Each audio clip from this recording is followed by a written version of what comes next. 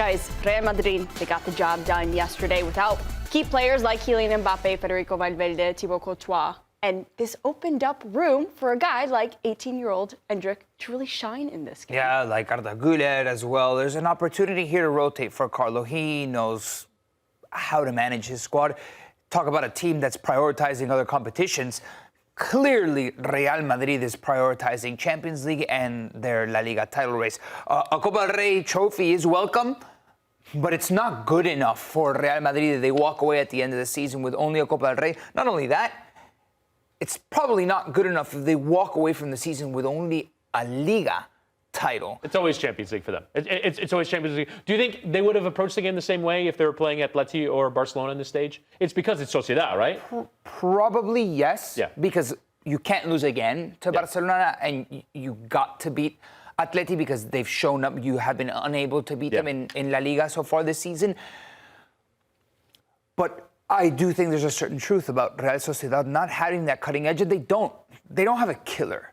It feels like it's a lot of Takefusa, Kubo, and company Bryce trying. Mendes, right? yeah. Bryce Mendes, Zubeldia. There's a couple of important guys, but none are really cutthroat. Oyarzabal doesn't even cross over the line to be that guy where you say, Real Sociedad's got it today because of XYZ. Yeah. It feels like they're missing a superstar, a killer, a guy that can deliver a certain goal-scoring quota that will help you win at the elite level, not only in La Liga, and not only in Copa del Rey, but in Europa League as well. They're in Europa League, and the final's going to be played in their backyard, and it just feels like this season has been a little bit underwhelming. Mind you, they could pull off the ultimate upset in the Copa del Rey, but it feels like, in Spanish you say, always 2 cents to the dollar. They're not there yet, and this season it feels like their squad is just a little bit short in order to compete across all fronts. Who do you think Real Madrid would like to face off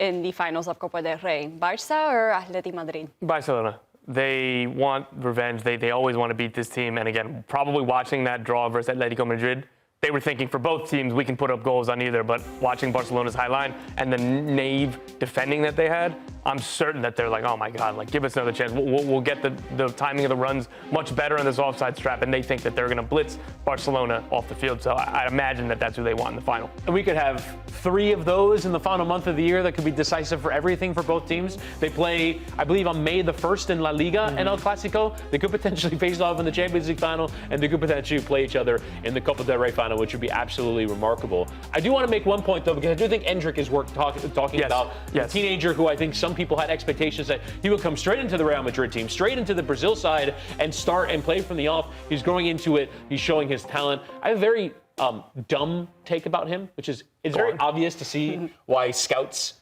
would like him. He kicks the ball very hard. But like that chance that he hit off the crossbar was like, whoa, this is an 18-year-old hitting the ball like this. His ball striking is absolutely unbelievable to watch. You can see that the talent is there, but I think that Carlo, knowing what he's doing, is taking his time with bringing him into that side. That's what I'm a little bit disappointed at. In La Liga, 0 starts, Champions League 1 start. But even that isn't totally shocking, though. I would have liked to see him get mixed in rotation earlier in the season to bring him along so that he's ready to be a big factor this time of the season, particularly coming off the bench.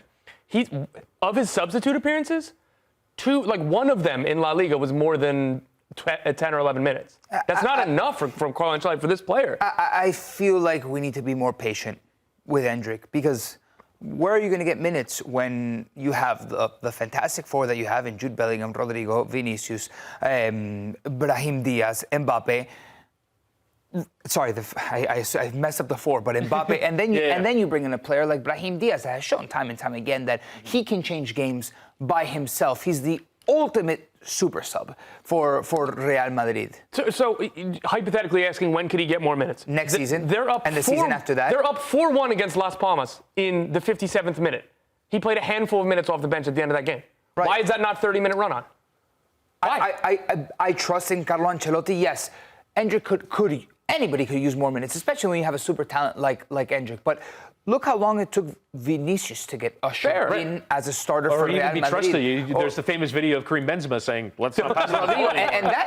And that was when Vinicius was starting already for Right. Real Madrid. There was a whole other season and maybe 2 seasons when he was brought over from Flamengo that they gave him time to grow into his own. And I think Endrick, for as much talent as he has, he's still extremely young. Yeah. I think they trust Arda Güler at this point a little bit more than they do Endrick. And I think in some ways it's part of the conflicting missions of Real Madrid. They have to win everything. And yet part of the way that they've gone about trying to find the next generation of big-time Real Madrid players at least a little bit of value instead of paying $150 million for all of them is by scouting Brazil and scouting players that are that are teenagers. And so you get Vinny, you get Rodrigo, and now Endrick is the latest to the door. And you have to embark on a process with those players, fitting in with the greatest and best players in the world while trying to win everything, while also embarking on a mission of player development. It's not very easy to do. And I do think that Ancelotti definitely errs on the side of playing experience, and he maybe could definitely take chances to play Endrick, maybe 300 or 400 more minutes than he's played him so far this season, but you see the talent there. Right, and again, like this, I wouldn't be saying this about every single player, but this is potentially like a generational talent is what they hope he can be. You need to be more caught. You can't treat him like every other young player at the club. You Or need send to him on loan.